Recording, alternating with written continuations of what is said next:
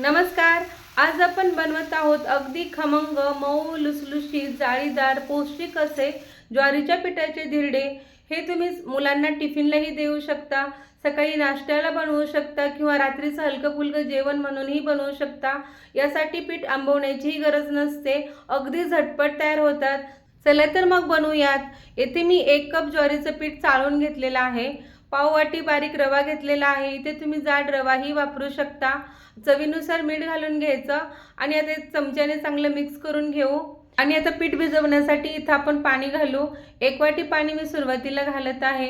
पाणी घातलं की थोडंसं विस्करणी मिक्स करायचं आणि ज्या गुठळ्या या पिठामध्ये झालेल्या असतात त्या आपल्याला विस्करणी मोडता येतात. बघा आता हे पाणी आहे ते पिठाने ॲब्झॉर्ब केलेलं आहे, त्यामुळे अजून आपल्याला पाणी लागणार आहे. तर मी इथं अर्धा कप पाणी अजून घातलं. चांगलं मिक्स करू. गुठळ्या झाल्या असतील तरी त्या आपल्याला विस्करणे चांगल्या मोडून घ्यायच्या आहेत आणि आपल्याला सरसरीत हे बॅटर असं बनवायचं आहे. हे मिश्रण जर घट्ट वाटत असेल तर अजून पाणी घालायचं आणि असं करून आपल्याला सगळ्या गाठी मोडून एकदम सरसरीत असं हे बॅटर आपल्याला बनवून घ्यायचं आहे. तर इथे बघा मी अजून पाणी घातलं आणि हे ज्वारीचं पीठ आहे ते कधी कधी आपल्या या भांड्याच्या कडेला पण जाऊन बसतं. तर त्यासाठी आपल्याला सगळं व्यवस्थित चेक करून घ्यायचं आहे की कुठं गाठी राहिल्या आहेत का. बघा असं व्यवस्थित हे बॅटर आपलं झालेलं आहे. आता हे बॅटर आपण साईडला ठेवून देऊया आणि या बॅटरमध्ये घालण्यासाठी काही भाज्या मी इथे चिरून घेतलेल्या आहेत. त्या भाज्या घातल्यानंतर हे धिरडे अजूनच पौष्टिक बनतं आणि खायला पण मस्त लागतात. आता ह्या भाज्या आपण थोड्याशा फोडणी देऊन घेऊ. कढई इथे गरम झालेली आहे, त्यात 2 चमचे तेल घालून घेऊया. आता इथे आपल्याला पूर्ण या भाज्या शिजवायच्या नाही, तर थोड्याशा फक्त मऊ करायच्या आहेत. तुम्ही सुरुवातीला या तेलामध्ये अर्धा चमचा मोहरी घातली, अर्धा चमचा जिरे घालून घेतलं. चांगले तडतडल्यानंतर जो एक कांदा बारीक चिरून घेतला होता तोही आता घालून घेऊ आणि थोडंसं आपल्याला फक्त 1 मिनिटभर आपल्याला ते मऊ करून घ्यायचं आहे. आता इथं कांदा हलवल्यानंतर इथं आता आपण एक शिमला मिरची मी चिरून घेतलेली आहे, ती शिमला मिरचीसुद्धा घालून घेत आहे. ही आपल्याला ह्या भाज्या थोड्याशा बारीक चिरून घ्यायच्या आहेत. आता शिमला मिरची पण आपण हलवून घेऊ आणि एक मिनिटभर आपल्याला हे थोडंसं तेलावर परतायचं आहे. असं घातल्यानंतर भाज्या मऊ होतात आणि हे आपलं ज्वारीच्या पिठाचं धिरडं हे चांगलं पौष्टिक बनतं आणि लहान मुलांना हे धिरडे खूप आवडतात. चांगले मऊ लुसलुशीत बनतात. तर आता बघा गाजर एक खिसून घेतलेलं आहे, ते पण मी घालून घेतलं आहे. ते पण थोडंसं आपण परतून घेऊ. आता इथे मी अर्धा टोमॅटोसुद्धा चिरून घेतलेला आहे. बारीक आपल्याला टोमॅटो कमीच घातलेला आहे मी. तुम्ही तुमच्या आवडीनुसार इथे भाज्या घालू शकता. तर आता बघा 1 मिनिटभर आपण परतून घेतलेलं आहे आणि इथं मी 2 हिरव्या मिरच्या पण चिरून घेतलेल्या आहेत, बारीक चिरलेल्या आहेत या. इथं तुम्ही तिखट तुमच्यानुसार घालू शकता. एखादी मिरची वाढवू शकता किंवा कमीही करू शकता. तर मिरचीसुद्धा थोडीशी परतून घेतली मी इथे आणि थोडंसं आपल्याला सगळं मिळून हे 2 मिनटंच आपल्याला हे परतवायचं आहे, जास्त शिजवायचं नाही. फक्त हे भाज्या आपल्याला खाताना मऊ झालेल्या पाहिजे, फक्त क्रंचीनेस त्यांचा आपल्याला कायम ठेवायचा आहे. इथं आता मी थोडी कोथिंबीर घालून घेतली.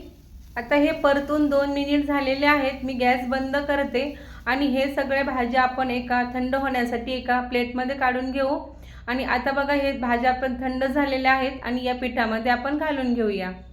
अशा भाज्या या पिठामध्ये घातल्या की हे ज्वारीचे पिठाचे धिरडे हे अधिकच पौष्टिक बनतात आणि मुलांना टिफिनला देण्यासाठी अधिकच पोटभरीचा नाश्ता बनला जातो. आता या मिश्रणामध्ये या भाज्या चांगल्या मिक्स करून घेऊया आणि हे बॅटर बघा आता आपला रवा पण घातलेला होता, तो रवा पण चांगला फुललेला आहे आणि या भाज्या मिक्स केलेल्या आहेत. अजून कोथिंबीर थोडीशी घालून घेतली. आता हे जे बॅटर आहे ते थोडंसं घट्ट झालेलं आहे. आता आपल्याला हे फ्लोईंग करायचं आहे, एकदम फ्लोईंग कन्सिस्टन्सी ठेवायचं आहे, म्हणजे एकदम सरसरीत असलं पाहिजे, म्हणजे ते तव्यावर आपल्याला चांगलं घालता येईल. तर त्यासाठी आपण इथे पाणी घालूया. गरजेनुसार इथं पाणी घालून घ्यायचं आहे. मी अर्धा कप पाणी घातलेलं आहे, म्हणजे एकूण या आपल्या या ज्वारीच्या पिठाच्या धिरड्यासाठी मला 2 ते 2.5 कप पाणी लागलेलं आहे. इथं हे मिश्रण चांगलं मिक्स झालेलं आहे. तवा पण चांगला आपला कडकडीत गरम झालेला आहे. चेक करून घ्यायचं थोडं पाणी शिंपडून की चांगला तवा गरम झाला आहे का. थोडंसं तेल घालून घेऊ. ब्रशने तेल सगळीकडे पसरून घ्यायचं तव्यावर आणि आता हे धिरडं आपल्याला घालून घ्यायचं आहे.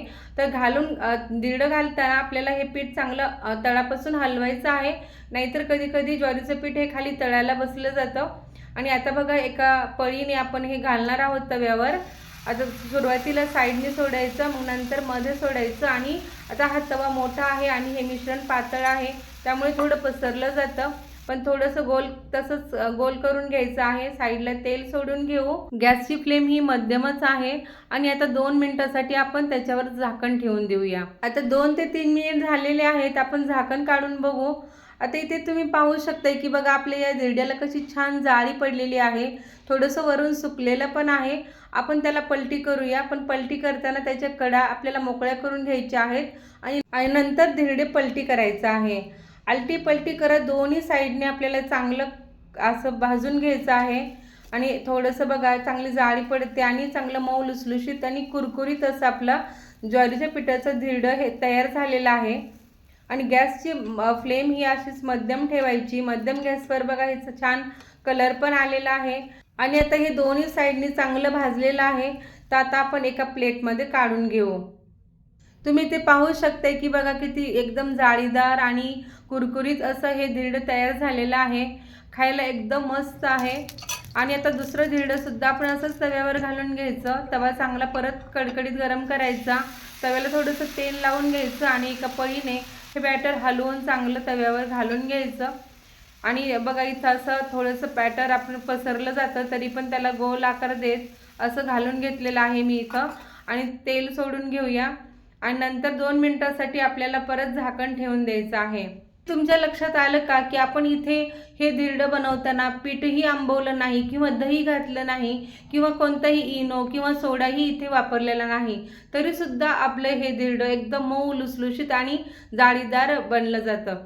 हे धिरडं अजून तुम्हाला कुरकुरीत करायचं असेल तर अजून हे आपलं बॅटर थोडंसं पातळ केलं की अजून आपल्याला कुरकुरीत बनवता येतं. पण मी इथं मऊ लुसलुशीत असे धिरडे मध्यम प्रकारचे असे करून घेतलेले आहेत. बघा हे आपले सगळे धिरडे तयार झालेले आहेत. आणि तुम्ही इथे बघू शकता की बघा कलरसुद्धा किती छान आलेला आहे.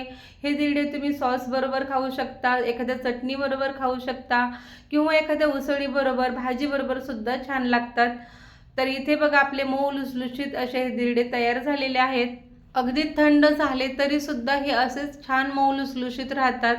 आणि आपण टिफिनलाही मुलांना देऊ शकतो किंवा सकाळी ब्रेकफास्टला बनवू शकतो, दुपारच्या जेवणालाही आपण बनवू शकतो किंवा रात्रीला एक हलकं फुलकं जेवण म्हणूनही हे धिरडे बनवू शकतो. एक पौष्टिक पदार्थ खाल्ला जातो आणि हे धिरडं खाल्ल्यानंतर एक पोटभरीचा नाश्ता किंवा पोटभरीचं जेवण होतं.